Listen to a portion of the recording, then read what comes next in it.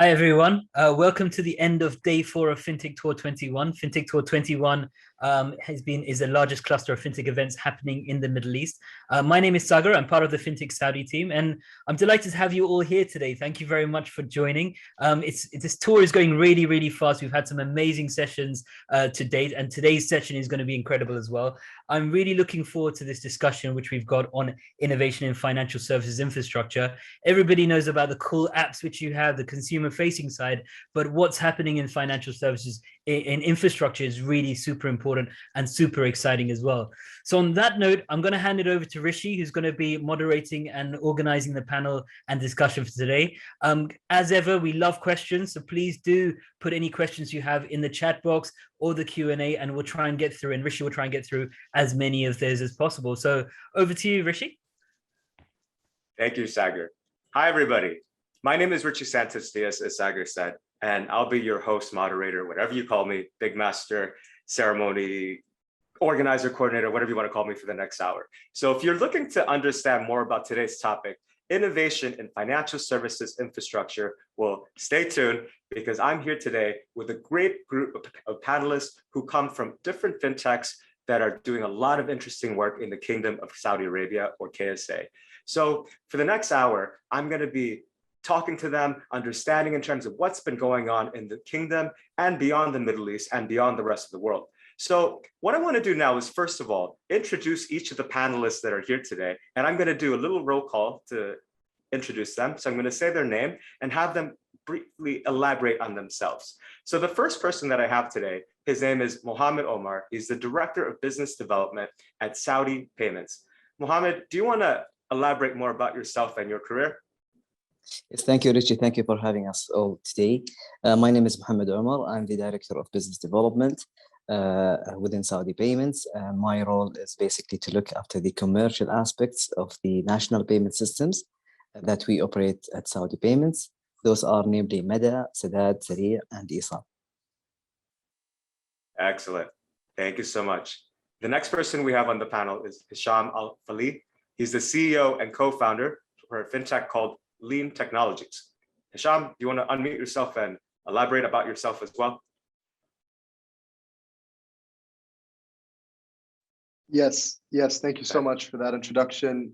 Good to be here. Thank you, Richie. My name is Hisham Al-Falih, co-founder and CEO of Lean Technologies. We are a financial technology infrastructure provider, which is very relevant for the conversation of the panel today. We essentially are an open banking enabler, and we enable fintechs, lenders, and other types of apps to access their customers' bank accounts. Looking forward to the conversation. Excellent. Thank you, Hisham. The next person we have is Naveen Gupta. And Naveen is the Managing Director for South Asia and the Middle East and North Africa, or MENA, for a company called, as we might know, Ripple. Do you want to elaborate yourself, Naveen, in terms of your career? Yeah, sure, Richie. Thank you very much. First of all, very good evening to everybody, and really pleased to be here. Saudi is almost like my second home. I visit there very often. I work for Ripple, have been working with them for the last 5 years, and before that with HSBC and Citigroup. And in the middle, I was also building Uber for trucks in India. I co-founded a company. It was called something else, but the concept was the same, right? And fundamentally, what Ripple is doing is, think of it as WhatsApp between two remitting institutions when money is moving from point A to point B. So like in a WhatsApp, you can send text, you can send voice messages, you can send photographs. Similarly, you can use a Ripple infrastructure to send any currency that you would want, or for that matter, use digital assets to make remittance possible. Excellent. Thank you, Naveen. And last but not least, we have Nasser Al-Tamimi. He's the co-founder and COO of a company called Rasmal. Nasser, please elaborate on yourself as well. Thank you for the introduction, Richie. Good evening, everyone.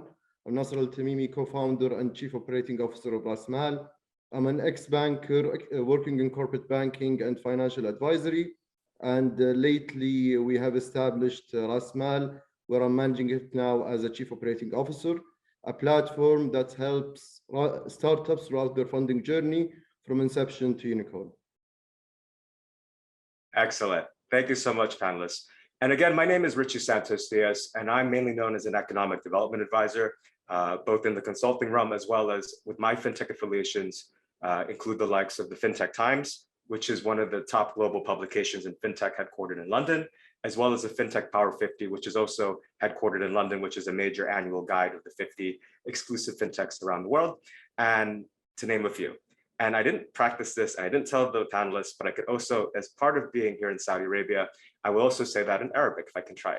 Ana ismi Richie Santos Diaz, wa ana mustashar strategia wa Sharika Fintech Times wa Power 50. Shukran.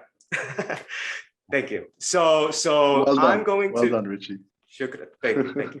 So I also know Saudi Arabia very well, and we're very pleased to be here as part of Fintech Saudi 21, and specifically with this session. So how is it going to work today? So we're going to have the panelists, we're going to have a few discussion questions here and there, and also for the audience that is tuning in from Saudi Arabia and beyond, feel free throughout the hour to write your questions, and please let us know, because we will try to accommodate that throughout. And thank you so much for the comment about the Arabic. I'm going to try next time and be 100% Mia, yeah? So let's begin the panelists discussion today on this topic around this session, yeah? So for all the panelists here, what sort of services does your organization provide? And how does it innovate the infrastructure that's being used in financial services? And in particular, for those who might not be aware of the Saudi landscape as well, to add that flavor into that question. So let's go in order first, and let's start with Mohammed. Mohammed, can you elaborate on that question, please? Yes, sure, Richie. Saudi Payment is the national operator that was established by the Saudi Central Bank in late 2018 with the endeavors to maintain all the operational, the technical, the strategical, and the commercial aspects of the national payment systems, Mada, Sadat, Sari, and Isal. Its inception in late 2018 came as a need, really, to fulfill all the accomplishments, the aspirations, the endeavors that the government wants to accomplish as part of the Vision 2030, particularly to fulfill the objectives of the national of the Financial Sector Development Program and its targets. As you all know, our cashless targets are very aggressive, or were very aggressive back then when they were set. We were supposed to be hitting 70% of cashless transactions by 2030. Apparently, we have been doing very good, so that target date was brought forward to be accomplished by 2025. As a national operator providing the central integrations with so many financial institutions, it is really required from our side to be always staying ahead of market, the advancements, the developments, all the technology that we are adopting to be able to cater for the uprising need and the new entrance into the payment landscape. Now, we used to be serving only banks at one point of time. Now we have changed completely the landscape. The landscape is now full of banks, full of fintechs, full of startups whom are having specific needs that we need to cater for. And as a national operator, we have no excuse really not to serve them and not to make the level playing ground as even as possible for everyone to compete fairly and effectively. As you know, Richie and the respectful panelists, the customer is really smart, and he's looking for very convenient solutions and payment instruments to be able to achieve our objectives of the Financial Sector Development Program. If we want the people to be starting to use the financial instruments, we need really to be making their lives as easy as possible. And I am very proud to say that as part of our mission and objective in Saudi Payment, we are destined to achieve such objective that was entrusted on us by the Saudi Central Bank. So we provide so many integrations. We happen to be serving so many roles. We are almost helping over 21 or 22 sectors to prosper and to flourish. Talk to me about the merchant service providers in the point of sale domain. Talk to me about the non-bank issuers, non-bank acquirers, or those companies who want to play at one point of time part of the Sadat billing system, like the Sadat aggregators, or the IPS participants, like the direct participants and the indirect participant. So we are serving so many roles, so many entities. We are helping everyone. Hopefully, we are doing our best in doing so to find the market as competitive as possible and as fair as possible for everyone to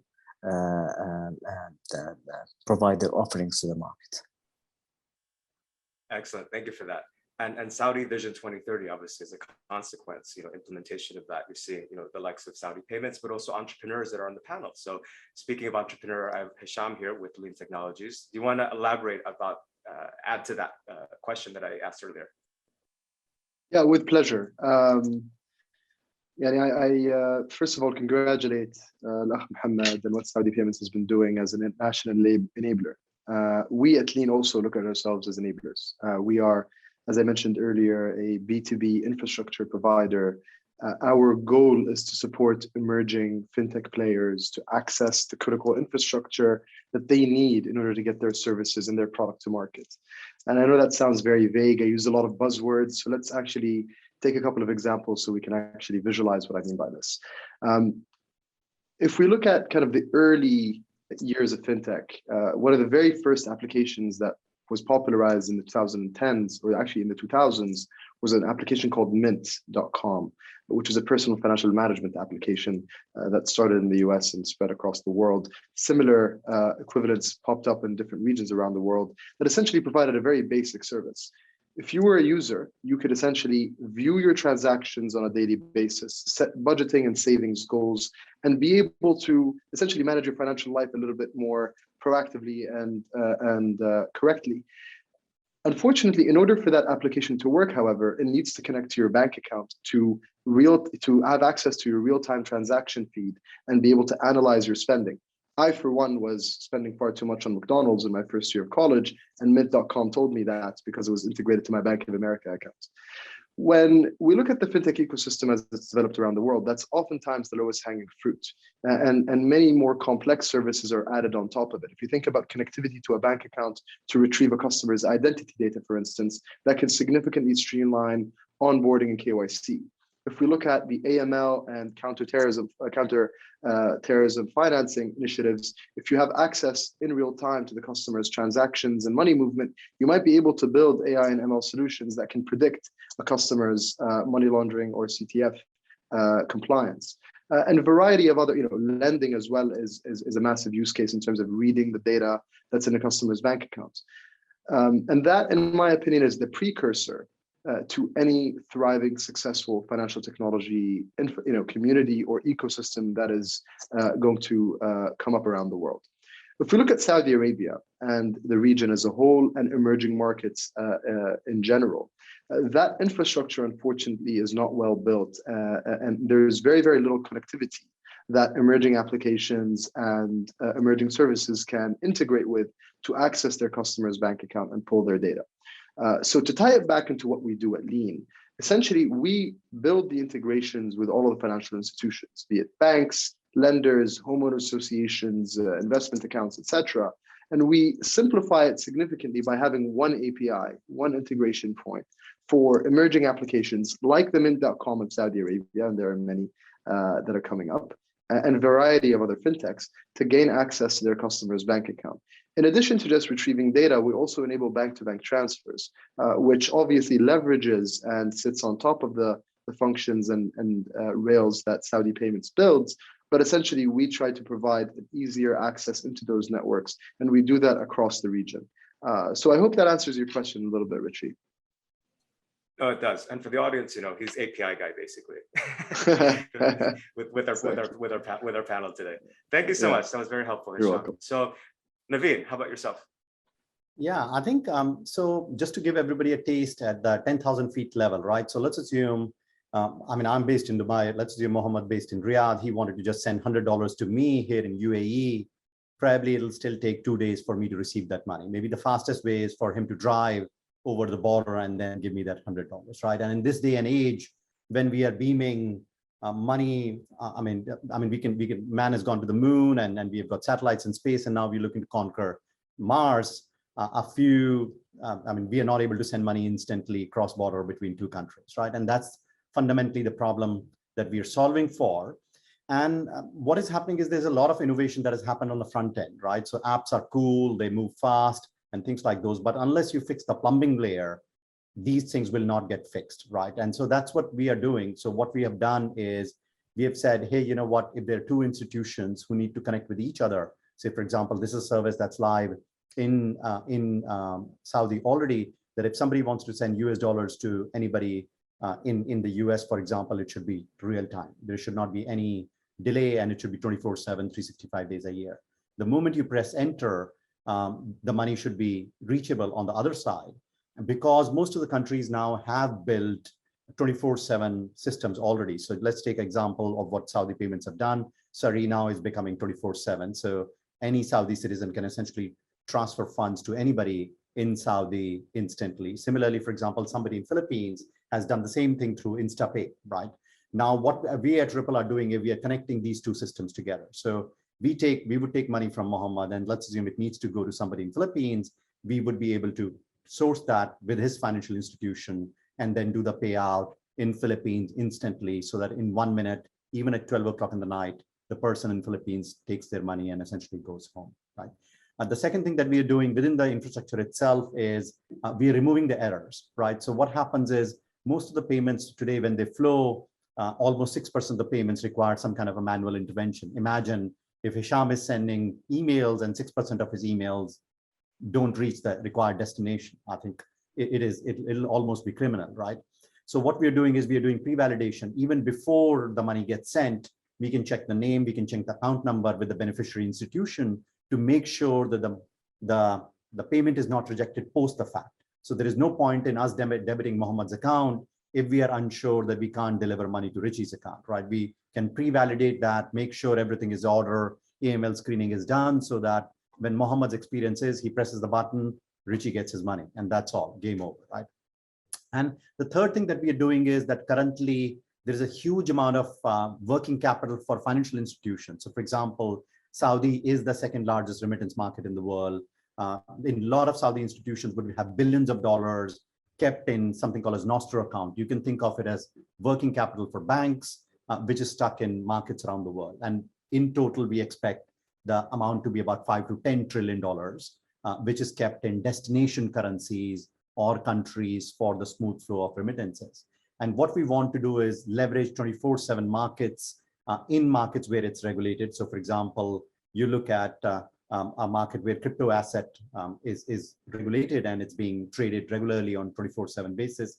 Say, for example, let's look at a market like UK, GBP to XRP, and then you can look at a market like Philippines, where in a government regulated exchange, XRP to PHP leg gets traded. What we want to do is bring two these order books together, and even at 12 o'clock in the night, just move 1,000 pounds into Philippines peso without the requirement of working capital being there, so that we don't need this Nostro account, we don't need these $5 to $10 trillion of significant capital being stuck. And what it does, it lowers the cost of remittances dramatically. So this is a G20 goal. This is a goal by the UN as well, that on an average, remitter, when he sends $200, a lot of time, these are blue collar workers, they send $200, 7% of the principal gets taken away, right? And we want to lower that significantly. And one way to lower that is to remove this large portion of liquidity cost that today is part of the remittance, and almost make it to a very significantly low level, so that cross-border e-commerce and economic activity can take off. Excellent. And remittances plays a huge part in this region in particular because of the large expat population. Thank you so much, Naveen. And then Nasser, yourself. Yeah, thank you, Richie. Well, I would say in recent years, the normal course of action in any developed economy is a dependency on equity management solutions to register various types of ownerships and their terms, and understand the implications of various investments and types of ownerships. So what we have done in Ras Mal is that we have created and developed an online platform that helps in those aspects, in addition to other tools that support startups and private companies throughout their fundraising journey. So to further elaborate, we covered the aspect of equity management by developing cap table management tool and scenario modeling for investment rounds and exits to allow startups to register all types of ownerships, from founders' shares, preferred shares, employees' shares, and ESOPs, and their vesting schedules. Not only that, but also run scenario modeling to evaluate the effect of fundraising on the current ownership structure, and the predicted distribution of sale proceeds in an exit scenario.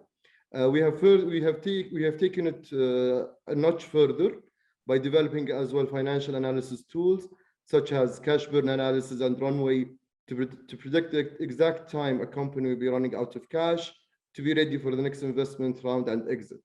From the governance aspect, we have developed minutes of meeting management and e-voting, and everything in the company can be registered within a dynamic data room that is shareable with potential investors. So by doing that, we're shifting the traditional way of sharing due diligence information for investment opportunities to replace them with the standardized outputs that are taken out from Rasmal platform, and also using the data room tool to securely share it with potential investors and external parties. And nonetheless, now with the current development of the new company law in Saudi Arabia and the possible free zones or economic zones, the introduction of the new types of ownerships will appear in Saudi Arabia as well, which are very hard to understand and understand their implications on ownership structures of the company. So we're helping in that aspect for all types of private companies, and especially the startup community and ecosystem, which is booming significantly in the region nowadays.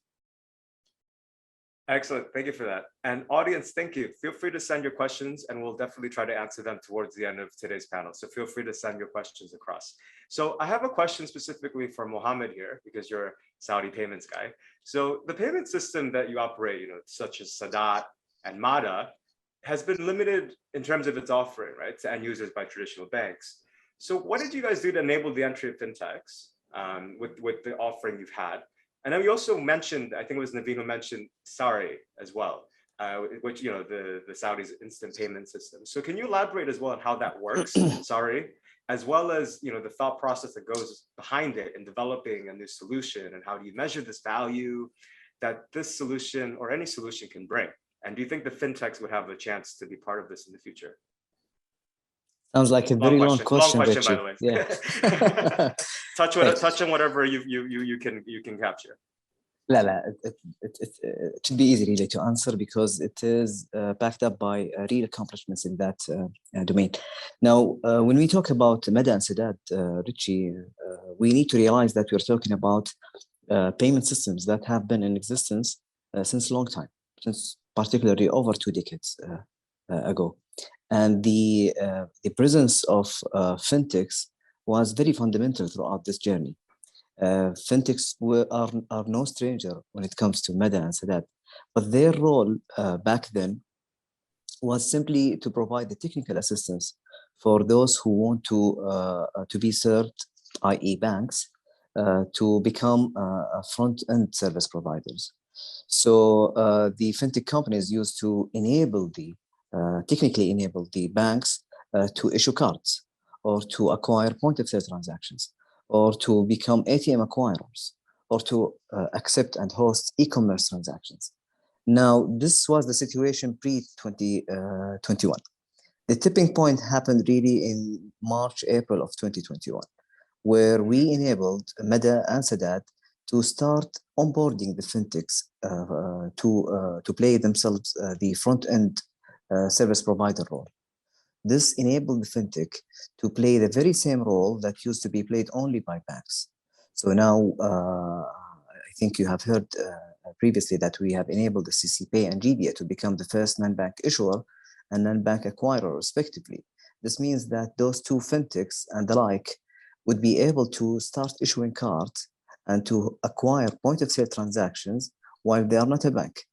This means that at one point of time, we will be having a card that's issued by a non-bank issuer that is doing a point-of-sale transactions with a company or a fintech who happen not to be a bank. You see how we are changing? So the both ends will be actually utilizing a fintech payment instrument to some extent. Now, also when it comes to Sadat, and I think maybe Nasser and Hisham realizes this now, when you want to pay the bill, you used to only log only into a banking channel whether that channel was an ATM or an IVR calling you as a phone banking or a banking app, or even the online banking of the bank to do a payment for that very bill that I'm referring to. We changed this. We enabled earlier this year fintechs to play that role, where I get to log into my fintech app or the app that I'm dealing with to do the very same thing that I used to be doing for banks. Such developments and advancements wouldn't have taken place really without the support of the central bank and the openness to allow fintechs to play such role. This opened and widened the opportunity really for more service providers to be present in the market. And what we are seeing, and of course, with much appreciation to the efforts that banks have been spending in the past, but what we have been seeing recently, a very good momentum and movement toward competing against a very important aspect, which is the customer experience and the customer journey. So the competition now is becoming on the basis of not who is providing Sadad or Mada, but who is providing the best service out of Sadad and Mada as a service provider. The things that we are trying to do really is to help everyone to feel that he's playing in a very fair competition, very fair game. No fintech player should really feel disadvantaged because they are fintech. We do realize that at some extent, to some extent, those fintechs will have to realize on the bank, because the banks ultimately are deposit-taking entities. So the presence of the bank is going to remain there because they are bank, because they are entities that are licensed to be storing the money or holding the money as a trusted entities. But the front end, those who are providing the payment services are not necessarily going to be banks in the very near future. We are also serving fintechs to become Sadad participants. You mentioned something about that, and I find it a very good opportunity really to explain the concept of Sharia or IPS. IPS is a payment system that SAMA and Saudi Payment launched earlier this year. The main purpose of the system is to enable the local transfers, the low value transfers, where the value of the transfer would be below 20,000 Saudi riyals. And simply the rails of IPS or Sharia would be transmitting the money from the creditor, from the debitor to the creditor. In no time, the system comes to complement the rigorous efforts really that RTGS system that was launched by SAMA in 1997 used to carry over. Now we changed. Now the payment systems are in very much need to be very quick, very speedy. The velocity of money is very critical matter.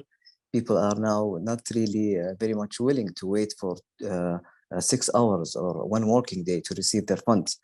So from that very purposes and reasons came the concept of launching IPS. It comes as a natural evolution of the payment systems within Saudi. And you never know, at one point of time, maybe in the future, we utilize also the rails of Sharia to help Mada and Sadad to have real-time settlements also into the merchant accounts and the billers accounts. What I want really to portray here and to convey as a message is that Sharia, we're considering Sharia as an enabler to enable us to provide more services either to the market or to our own systems. You know, that we are not like a regular national operator. We are running 4 payment systems, and each of which is considered a complete separate universe than the other. So the art that we are trying now to utilize is how to harmonize these systems to start talking to each other, to be serving each other, and to be serving ultimately the end users, whether this end user was a member in our ecosystem, like a bank or a fintech, or that user was an end user who happened to be a consumer, a payer, or a payee. You asked a very important question about the chances of enabling fintechs to become part of Sharia in the future. I'm very happy and glad and proud really to tell you that this is going to happen in less than 2 months. When we enabled Sharia first, we enabled Sharia to cater the needs of RTGS members who happen to be banks at this stage. Next, the very natural next step would be enabling the non-funding agents like the banks, like the fintech companies, and this is going to happen very soon, sooner than you expect, Richie. I'm just throwing 2 months here with some buffer from my side. Excellent, thank you for that. So the next question, and we're looking forward to in 2 months buffer time. So the next question is for Naveen. So obviously you have a very interesting model, unlike other blockchain solutions, that looks to disintermediate banks. So, however, your company wants to look at keeping the banks at the center of payment transactions. And why did you guys take this approach specifically? Sure, Richie. And before I answer that, I just want to expand on just one quick thing. What Mohammed said is about velocity of money. I think lots of time people don't understand this. So just very, very simply, let's assume you are a seller of services here in Saudi, and you, on an average, you receive your money after 3 days. Let's assume you have 30-day payment terms, but the money hits your bank account on 33rd day, right? Because it's very natural that the payment systems take time for the money to be delivered from the buyer to the seller. Now, if you add it up over 1 year period, then you have lost 36 days of working capital where this money is not working for you, because it's in transit, it's moving from buyer to the seller. But let's assume we are able to make it instant. Like Mohammed is saying, for Surrey, we are able to make it instant. And through Ripple, the international remittance, we are able to make it instant. That means this 36 days goes away. And now you have extra 1 month of working capital. And this creates growth, right? So if you look at the overall economy itself of Saudi, suddenly you're able to get 1 month of that extra growth because money is moving faster, right? So compounded together, if you look at central banks today are responsible for generating growth in an economy just by improving the payment system and making it instant and making sure money moves from point A to point B faster. Through velocity of money, you can generate incremental growth without spending anything, right? And of course, it meets all the requirements of customer instant gratification and everything. So just that's the point I want to make, because lots of time we are not able to visualize impact of technology, but how does it link to growth in a particular country, right? Now coming back to the question that you asked, so we were always very, very, very clear in our minds. We will work with the central banks and we will work with the licensed institutions of the central banks in a particular country. And the reason for that is because the banks already have the endpoints, right? So they have the distribution capability, they have the branches, they have the card mechanism, they have the ATMs. So why not leverage existing infrastructure that already exists, but change the plumbing at the back end, right? And that has been all our motto. The second thing that we are very careful about is banks as institutions already know how to do AML, KYC within the letter and the spirit of the country that is required to, right?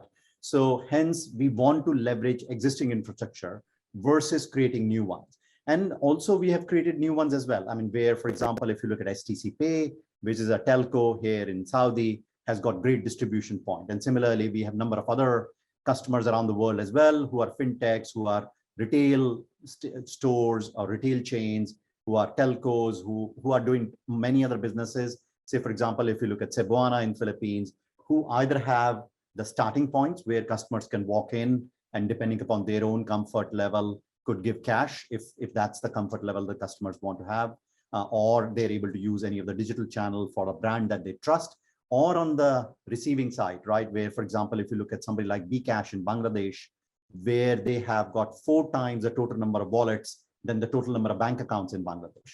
So this gives you a great endpoint where a Bangladeshi who is working here in Saudi is able to send money seamlessly to his family who would have a bKash wallet in a small village in Bangladesh. So that's the reason we work with banks and institutions to make sure that the starting point and the end point are maximized. And we are connecting every start point and every end point all over the world, because that's what we are about. So we want to use existing distribution networks and overlay that with new distribution networks as well. Thank you so much, Naveen. And to the audience, thank you for your questions. If you can send it on the Q&A chat, that would help a lot. And I'll get to those in a bit. I just wanted to ask 2 more questions to Hisham and Nasser as well. So Hisham, open banking, API, yeah, which is obviously your route of a neck of the woods. Is my question for you would be how will open banking support innovation in FS? infrastructure in your point of view? And also what use cases could be developed through API architecture as well? Really good question. So it's very difficult to predict the use cases. We know the use cases that are available right now, and kind of I could run through them. Remittances, cryptocurrency exchanges, robo advisories, buy now pay later, lending, personal financial management, savings, and a variety of other use cases. But I usually use an analogy that's actually quite effective. Many of us today are kind of hooked to these smartphones, and whether it's Apple or Android, they're quite revolutionary, and we're so heavily dependent on them. If we look back a decade ago almost, or maybe even a little bit more, when Steve Jobs unveiled the iPhone, it was quite revolutionary. It had this massive screen, no keyboard. It was really cool. It had its amazing functionality, but it really wasn't the most revolutionary iPhone. The most revolutionary iPhone was, in fact, the iPhone 2, for the simple reason that that was the version that introduced the App Store. Now, once you introduced the App Store, you essentially had direct connectivity from the consumer all the way to all the developers around the world that were building amazing innovations. And to be honest, those innovations at the beginning were quite superficial and boring. I remember being fascinated by a 99-cent app that, literally was just a lighter, a virtual lighter that you could turn on and off, and you can change the design of it. And that was really cutting edge back then in 2009, 2010. No one in 2009, 2010 could have predicted that 2 or 3 years later, Uber would be born, or Airbnb would be born, or Slack would be born, or that Coinbase and Robinhood and Venmo would revolutionize financial services. I'm not saying that they simply did that because of the App Store, but the connectivity between the consumer and those apps was significantly improved because there was the App Store that allowed them to go directly to the consumer, and for the consumer to have access to to the wider world of applications. Now, how does that tie into open banking? I use the analogy of kind of the bank being the phone. All of your data is stored there. You're constantly using, whether it's credit cards, debit cards, mortgages, investment advice, and a variety of other services from one bank.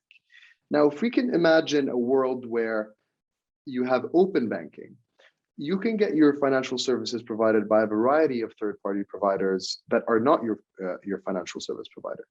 So potentially, your investment advice could be provided by one player. Your crypto exchange could be providing you with crypto assets. You could potentially be getting a mortgage from another lender. You could potentially be using a remittance provider that gives you better rates, a credit card from a different bank, and so on and so forth. And so that openness, which is quite relevant in the name open banking, is really the most critical thing that's going to be coming in with the introduction of open banking in Saudi Arabia. What we advocate for at Lean is that ultimately the customer should be in the driver's seat, choosing who they can connect their account with in the realm of third parties. And so it's quite revolutionary. It's going to have a massive amount of impact. I think the use cases are going to be varied and very, very exciting. And really, it's one of the most monumental changes to happen to financial infrastructure in the kingdom. And we're very, very proud and privileged to be a part of it. Excellent. Thank you for that, Hisham. So Nasser, my question to you now is a little bit, because obviously you're another solution innovation, I'll say. And historically in your end, managing a fundraise was conducted by investment banks or advisors, as most of us know, right? But how is technology disrupting this area, specifically in your point of view? And when you develop a new way of doing something, do you find that there's resistance to this adoption of change? Great question, Richie. Answering the first part, well, with the high dependency currently on technology, a lot of tasks when it comes to fundraising are now being shifted and easier to end user using tech. This is causing as well losses for investment banks and financial advisors. We have seen it in a lot of platforms such as crowdfunding platforms, matchmaking platforms, and so on. But still, this only remains true for small deals and small businesses. Larger ones still depend on investment bankers, still depend on financial advisors, especially when it comes to the due diligence process and its complexity. But who knows? This could change in the future, including also big deals. But at the moment, this is only disrupting small deals and small fundraisers. Answering the second part of your question regarding resistance, Well, doing things to a new way will always have resistance, and this is only human nature. But after 2020 and the presence of the pandemic, the dependency on tech in all demographies and ages and level of sophistication and level of tech sophistication as well has been increasing significantly, and we will see it increasing further and further to include more and more services and more things we do throughout our life, throughout our day, and including our financial services as well. Excellent. Thank you for that. And due to the lots and lots of questions that we're getting, I'm going to move on to those because I think it'd be interesting to have the audience participate. And because there's quite a few targeted at, because Naveen and Mohammed in particular, both are very popular apparently. So I'm going to first start off with, I'm going to have it for Hisham and for Nasser to kick off. So I'm going to lump this one into two because it's kind of similar. So what kind of fintech infrastructure are there for the debt capital markets and equity capital markets in Saudi? And do you guys see as well that the current infrastructure supports the buy now, pay later model? And obviously Naveen and Mohammed, feel free to chip in, but let's have Hisham and Nasser give their thoughts on that question. I can take the buy now, pay later one, and then Nasser can take the debt capital markets one. How does that sound? However you want to divvy it up, you can do it however you want to answer it, as long as you answer it. Excellent. In your point. Excellent. So from a buy now pay later, I think it's an excellent question. We have the privilege of supporting actually all of the big buy now pay later players in the region, and we support them in a variety of ways. So when we think about the buy now pay later value proposition, it means that any retail consumer, whether they're in person or paying online, should be able to receive the loan or the credit within a matter of seconds, which means that there's there's a huge amount of creditworthiness and assessment that has to happen upfront, and then there has to be a very streamlined and easy to use payback mechanism for the consumer to pay back the loan over installments, sometimes over a few weeks, other times over a few months. On the first part, we essentially allow the customer to connect their bank account to the buy now, pay later solution in the matter of seconds. Not only do we access the consumer's data, potentially in one bank or multiple banks, but we also provide data analytics on top of that data to perform predictive analysis on their creditworthiness, to assess what their salary is, what their income is, what their usual savings are, and also predict how much money they're going to have in the bank in a month or 3 months. That is very, very valuable for lenders, particularly buy now, pay later players who need to make on-the-fly decisions as to whether or not they should lend or not lend to a particular consumer. And now when we move down the use case into the payback mechanism, these buy now, pay later players around the world, not just in the region, have some of the thinnest margins in the industry. They obviously need to operate on very thin margins and high volume. That's how they essentially provide their value. Unfortunately, however, credit cards and debit cards, and this is a global issue, not just local, are sometimes prohibitively expensive and lead to a very, very difficult game of cat and mouse that these providers and these fintech players have to play in order to essentially cut costs as much as possible. With the introduction of a payment mechanism like Lean into their ecosystem, we can essentially facilitate bank-to-bank transfers, at cost or at cost plus very, very few basis points, which is much more attractive to them. You add to it the convenience of it going potentially through the instant payment system, as it was mentioned earlier, and you have instant settlement. And then at the last leg, we also reconcile that transaction and we make sure that Richie's payment or second payment or third payment has been achieved and has been received in your bank account, and therefore you can tick that off as a successful payback. And so there's many ways that open banking and players like Lean can actually support the buy now, pay later ecosystem. And I'm just genuinely very, very keen to see it develop in Saudi in the coming months. Thank you for that. Nasser? Yeah, democratizing in the market is already happening. Regarding the debt part of the question, we have democratizing Sukuk, there's Withaq, who is as well entering into the market. Having open banking will allow as well lending on behavioral aspects.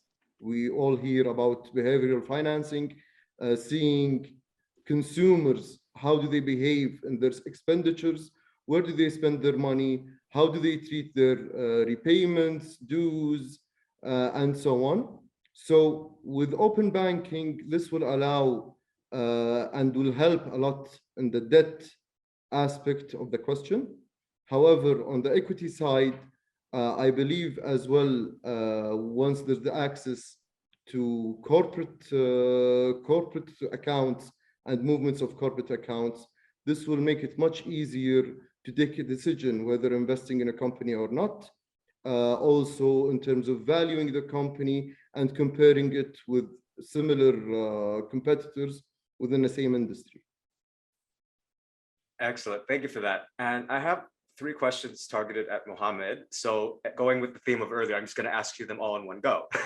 So then you could answer them just one by one, yeah? So first part, Mohammed, is it possible for a card issuer to issue a card with international schemes like Visa and without MATA logo on it? Question number 1.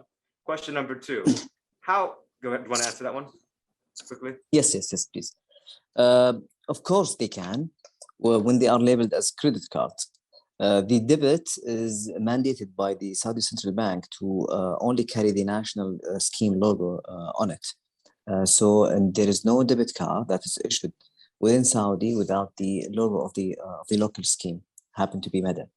But yeah, answering the question, there can be some cards issued in the kingdom with a single badge, but they must be credit cards. Now, what we have been witnessing recently is that some of the banks are also issuing prepaid cards, which also happen to be carrying a single badge of either Visa, MasterCard, or other international schemes. So the answer is yes for credit and prepaid, and no for debit. Thank you. And you kind of, the second question is similar to the first one. So you actually have one more, is how financial services should respond to this new technology and how to manage knowledge sharing in a more structured way, Mohammed. Yeah. See, one of the outcomes of the Financial Sector Development Program aspirations and objectives was the establishment of the Financial Academy. This is a shared initiative between the Saudi Central Bank and the Capital Market Authority. The ambitions for the Financial Academy are huge, really. So as I heard from my colleagues, the Saudi Central Bank, the aspirations for the Financial Academy is to become really the source of enlightenment when it comes to the financial awareness, when it comes to the financial cultural literacy and so on. So it really depends on how ready we are to start adopting this new trend of the payment and all the associated matters linked to the payment. Believe it or not, Richie and the respectful panelists, but in the past, in the very near past, the payment wasn't really at the top of the interests of different sectors here in the Saudi market. It used to be something that would complement your banking relationship rather than something that would be perceived as the bread and butter of the service provider. Now, things change. The number of fintech companies, the number of new entrants, the kind of generation that is now utilizing the payment instruments massively, the awareness and people's seeking for more convenient ways to do payments is all driving really the usage and us to become a less cash society in the very near future, inshallah. Thank you for that. Okay, now on to Naveen, just really quick. On a high level, how does Ripple, your network, different from the likes of Swift or even Western Union and MoneyGram? Yeah, absolutely. Besides being a fintech. No. So firstly, just quickly on the latter part, right? So MoneyGram and Western Union accept money directly from, they are licensed institutions. They accept money directly from individuals, right? We don't. So we are behind the banks. We are a B2B company. We have no front-facing retail presence in which we either take money or remittance from individuals, right? So we only work with regulated financial institutions. So for example, MoneyGram is a customer, and so are a number of banks here in Saudi, right? So that's one part. The reason we are significantly different from Swift is, so firstly, Swift is an old technology, batch-based technology. Fundamentally, we are API technology much ahead, right?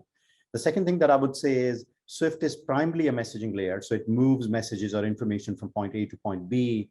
Ripple has combined both messaging and settlement together in one single place, right? Which is tightly knit, so that when a message moves from point A to point B, also value moves alongside and the value is considered settled and it gets done. So you could send millions of $1 transaction or $5 transaction from institution A to institution B, and they'll get delivered to the beneficiary account safely and with almost zero errors and instant credit into the account. So we are, you can call it, I mean, in terms of network, you can call it us as a Swift-like network, but in terms of technology, we are miles ahead, and we are the modern age technology that has been built up.